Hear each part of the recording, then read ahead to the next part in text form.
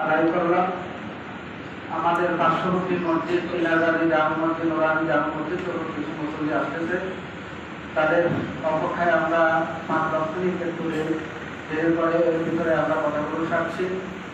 আজকে যিনি ইন্তেকাল করেছেন তিনি মরহুম আব্দুল আজিজ, ওনার পঞ্চম পুত্র। ইতিমধ্যে ওনার অন্যান্য ভাইরাও ইন্তেকাল করেছেন। মরহুম আব্দুল আজিজের 5টি ছেলে কবির আহমদ, জাফর আহমদ, সাবের আহমদ, নাসির আহমদ, সাবের আহমদ।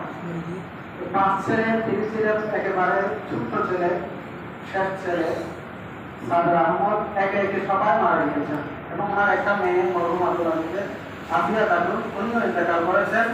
আজকে সাবের আহমদের ইন্তেকালের মাধ্যমে আব্দুল আজিজ সাহেবের বংশের আর কেউ নেই, ওনার পুত্র মেয়ে কেউ নেই।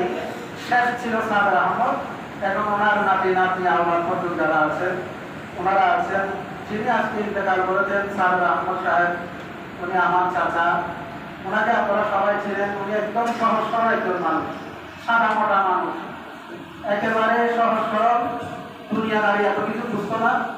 উনি চিন্তা একটা জিনিস, সেটা হলো মসজিদ, উনি আর মসজিদ, উনি আর মসজিদ। এবং ওনার জীবনের শেষ পর্যায়ে পর্যন্ত উনি চাকরি করেছেন। মাত্র 2 মাস দুঃস্থ জীবনের শেষ। উনি আজকে 72 বছর বয়স হয়েছেন। 72 বছর বয়স পর্যন্ত উনি সংসারের পরিচালনা করেছেন, চাকরি বাকরি করেছেন। আলহামদুলিল্লাহ উনি দীর্ঘ হায়াত পেয়েছেন এবং এই হায়াতকে কাজে লাগিয়েছেন। আপনারা জানেন বাদশাহ হারুন রশিদ, উনি পৃথিবী বিজ্ঞানের বাদশাহ। ওনার নাম আপনারা অনেকে শুনেছেন, ইসলামের ইতিহাসের সোনালী যুগ। বাদশাহ হারুন রশিদ একদিন কবরের পাশ দিয়ে যাচ্ছেন।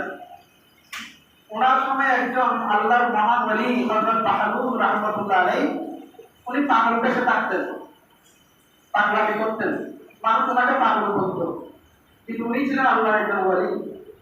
বাদশাহ হারুন রশিদ কবরের পাশ দিয়ে যাচ্ছে। বাহাদুর দেখতেছে কবরের পাশে বসে আছে, প্রায় সময় কবরের পাশে বসে থাকতেন। হারুন রশিদ জিজ্ঞেস করছে, হে বাহাদুর, এ পাগল, আর কতদিন পাগলামি করবা? তখন বাহাদুর বলতেছে হেসে হেসে যে, বাদশাহ হারুন, পাগল কি আমি না আপনি? হারুন বাদশাহ অবাক হয়ে গেল, চোখ লাল হয়ে গেল। হারুন এসে তার কাছাকাছি আসলেন। বাদশাহ হারুন বলো, আমি কিভাবে পাগল হই? পাগল তো তুমি, তুমি তো দেখি সারাক্ষণ কবর নিয়ে আসো। তখন বাহাদুর বলেন, এটা কি আপনার রাজপ্রাসাদ? হ্যাঁ, এটাই তো আমার রাজপ্রাসাদ। এখানে কে থাকে? আমি থাকি। এর আগে কে থাকতো? আমার বাবা থাকতো। বাবা কি আছে বা নাই? এর আগে কে থাকতো? আমার দাদা থাকতো। দাদা কি আছে বা নাই? বাবাও নাই, দাদাও নাই, পরদাদাও সবাই চলে গেছে। কোথায় গেছে? কবরে গেছে। তার মানে আপনি যে রাজপ্রাসাদে আছেন, এখানে কেউ স্থায়ী থাকতে পারে না, এখানে একটা পরিবর্তন হয়।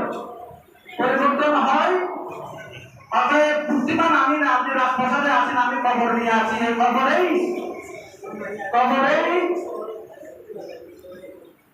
যেখানে যে বসে আছে এখানে আরো দাদা কখন কথাকে ঢুকালি হবে না, দাঁড়াতে হবে এখানে।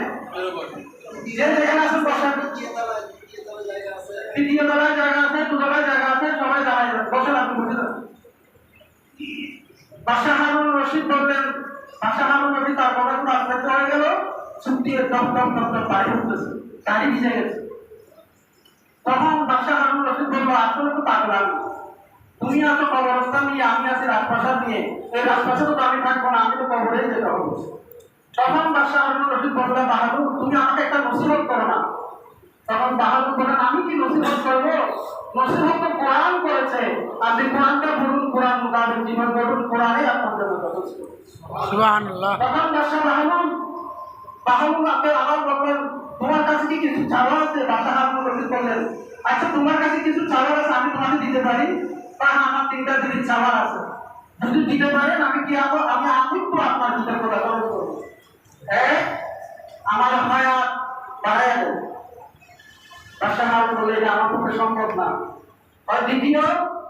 দ্বিতীয় মালাকুল মউত থেকে আমাকে সেভ করে, এটা তো আমার পক্ষে সম্ভব না। তৃতীয়ত আমাকে জান্নাতে ঢুকাইয়া দেন, জান্নাতে যাওয়ার সুযোগ করে দেন, এটাও তো আমার পক্ষে সম্ভব না। রশিদ বললেন, এটা আমার পক্ষে কোনোটাই সম্ভব না, বাহাদুর বলবো। তাহলে তো আপনি বাদশাহ না, আপনি গোলাম, আপনি তো বাদশার গোলাম। আমি আপনার কাছে কি চাবার আছে, আমি বাদশার কাছে চাই দেব। সুবহানাল্লাহ। আমাদের জন্য অবধারিত, আমরা সবাই চলে যাব। আসল কথা হলো আমরা কার মৃত্যু কিভাবে হবে। আমি আজকে সকালবেলা যখন আমার চাচাকে দেখতে গেলাম, দেখি যে মুখে হাসি, চেহারাটা হাসি মাখা, সুবহানাল্লাহ। চেহারা গুণ এসে গেছে। কত মানুষকে আমরা দেখি কালো হয়ে যায় চেহারা, খুব কোনো সমস্যা হয়, চেহারাটা একেবারে সাদা নুরানি, হাসতেছে। কবি বলতেছে যে এমন জীবন তুমি করিবে গঠন, মরণে হাসিবে তুমি, কাঁদিবে তুমি। সারা জগৎ তোমার জন্য কাঁদবে, তুমি হাসবে। এই হচ্ছে ওনার চেহারা মোবারক। আমি ওনাকে খুব কাছ থেকে দেখেছি, আমাদের উনি সবসময় দোয়া করতেন। আর উনি ছিলেন আশিকের রসুল, উনি আজকে রসুল ছিল তার ভিতরে। যেখানে নিরাপ হতো, যেখানে সালাম হতো, দরুদ হতো, ঘুরে সেখানে চলে যেতেন। আর ওনার মসজিদের ইমাম সাহেব এখানে এসেছেন, হাফেজ আব্দুর রহমান গাফুরি সাক্ষী, ওনার নিয়মিত ওখানে নামাজ পড়ে যেতেন। এই যে আমরা সবাই সাক্ষী দিচ্ছি উনি নামাজি, এটাই হচ্ছে বড় সাক্ষী। আল্লাহ পাক ওনাকে মাফ করে দিন, আমিন। সবাই বলেন আমিন। আল্লাহ পাক ওনার কবরকে জান্নাতের টুকরো বানান। আল্লাহ পাক ওনাকে আশিকের রসুল হিসেবে কবুল করুন। আমরা যারা এখানে এসেছি, আল্লাহ আমাদের সবাইকে নামাজ হিসেবে কবুল করুন। এবং আমাদের মৃত্যুটা যেন ইমামের সাথে হয়, আল্লাহ পাক তৌফিক দান। আমাদের নিয়ম কানুন আজকে যিনি আমাদের ইমামতি করেছেন, আমি ওনার পরিচয় একটু করে দিই। এসে ভালো লেগেছে, নবনির্বাচিত ইমাম আমরা পেয়েছি। উনি আমার বন্ধু মানুষ, হাফেজ মাওলানা হাসান শরীফ। মাওলানা হাসান শরীফ আমরা দীর্ঘদিন একসাথে ছিলাম। আজকে দেখি আসি ওনাকে, দেখি আস্তে আস্তে চলে গেলাম। উনি একজন ভালো ইমাম আপনারা পেয়েছেন, উনি ইমামতি করেছেন। আমরা ভক্তা হিসেবে আমার একটা পড়াতে হচ্ছে, নাহলে উনি পড়াতেন। তো আমি জানাজার প্রস্তুতি নেওয়ার জন্য আপনাদেরকে অনুরোধ করছি, জানাজার নিয়ম কানুন বলে দেবেন। নুরানি জামে মসজিদের সম্মানীয় ইমাম জনাব মোহাম্মদ রিয়াজ হুসাইন নুরানি।